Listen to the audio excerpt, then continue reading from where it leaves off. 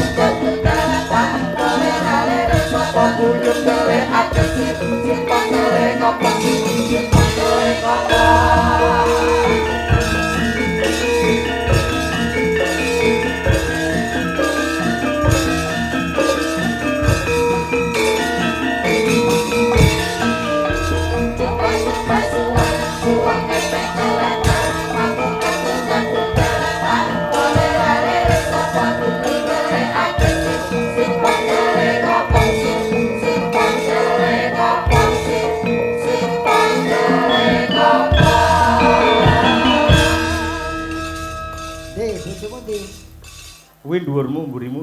Wah. Oh, aku sing salah posisi ya iki. Nggih, tak melu munggah. Wah, aku anggere jejer bojomu iki kaya nostalgia. Nostalgia. Nostalgia kelingan tahun bangsa tahun-tahun 2000-an ya, Nduk. Iya. Tur nuwun sewu sidine jenengan kali Bu Kesi nalika dadi bintang tamu tasik enten ngantos sepriki. Syukur. Foto jenengan kekalih wah luar biasa. Bu Kesi kaya Sri Huning sing lanang kaya Srigala. Padune Mary, kowe dadi bojone tau kowe ning dhuwur panggung ngadeg jejer ngene? Ra tau. Sekali tempo. Oh, tanggapan dalan ngono kuwi jejer bojone ngene iki. Ora kudu wong kuwi duwe kewajiban dhewe-dhewe kok ya. Itulah yang tahu posisi masing-masing. Matur apa sik Bu Kesi ya yo. Monggo, Mbak. Mature ngagem parian. Monggo. Buah naga manis rasanya. Semoga PT Adikarya dan Jasa Marga jaya selamanya. Amin ya rabbal alamin. Pinter toh aku sayang. Jos. Apik. Pak D, ngene iki lho carane meninggikan harkat derajat seorang suami. Ya. Wanita itu juga harus gayung sambut kalih bojo gitu. Aku yo ngono, bojoku yo ngono. Pripun? Lah kowe lek bojomu dalang kowe Nggih. nyinden gayung Nggih. bersambut. Aku yo ngono. Pripun? Aku sing golek duit sing nampani bojoku. Kok kuwalek kalih kula Pak D? Apa? Bojo kula niku nyuwun sewu bapak-bapak ibu-ibu. Ah. Mboten ngertos sing jenenge duit niku ndak boleh. Laki-laki itu mboten ngertos. Dadi bojo kula menika angger bar tanggapan ngeten niku semua masuk ke tangan seorang istri. Iku lak ning ngarepmu. Lho, kok iso? Ning burimu ya siapa tahu. Aja ngono, aja ngono. Kuwi pancen wis tak atur strategine pancen kaya ngono duwe kewajiban dhewe-dhewe Mas Gareng. Dadi aku lek entuk kaya tanggapan ngono ya, bruk metutuk ning bojo. Sing ngebrukne aku, sing metutuk kuwi, ngono kuwi. Wis kodrate ngono kuwi. Aja omong werna-werna kowe karo aku padha lanange. Maksude? Wong lanang kuwi kudu nggawa utawa gembol duit. Nggo apa? Lho, aja berpandangan negatif. Terus? Nggawa duit ki sewaktu-waktu keadaan gawat darurat artinya membutuhkan selalu siap ada uang. Kleru.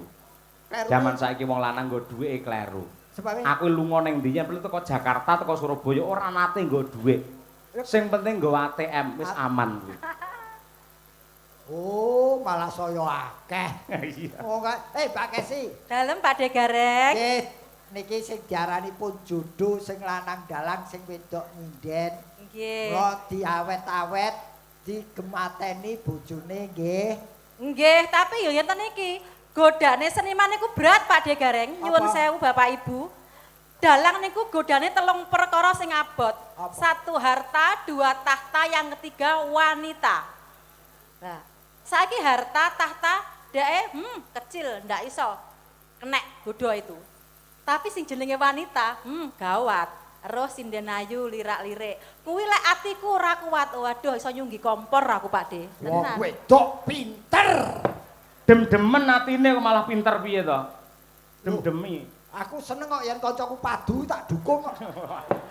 Ya aja men guyub rukun ngono kuwi. Mergo wong lek guyub rukun golek sandang pangan penak ngono lho. Kuwi Bojomu ki ora tau neko-neko, ya Nah. kowe.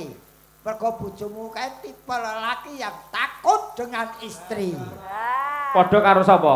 Aku. Lah iya.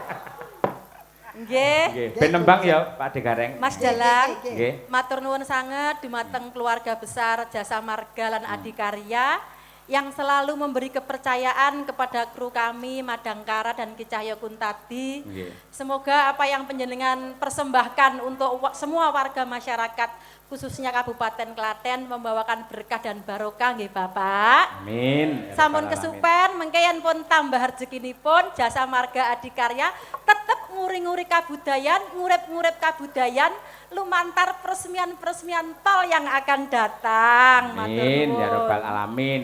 Nyatane wis bola-bali Bu Kesi, Nggih. Jasa Marga Adikarya nggene wayangan wiwit saka Nganjuk, ndhewe ning Caruban nganti tekan kene kae Boyolali Banyudana nganti saiki insyaallah sok tetep ngurip-ngurip budaya. Amin, Ini amin. sebagai bukti yang jelas dan nyata bahwa Adikarya dan juga Jasa Marga adalah salah satu promotor lestarinya budaya Indonesia. Amin. Pangkur Semarangan Bu Kesi, ya. Kaya apa?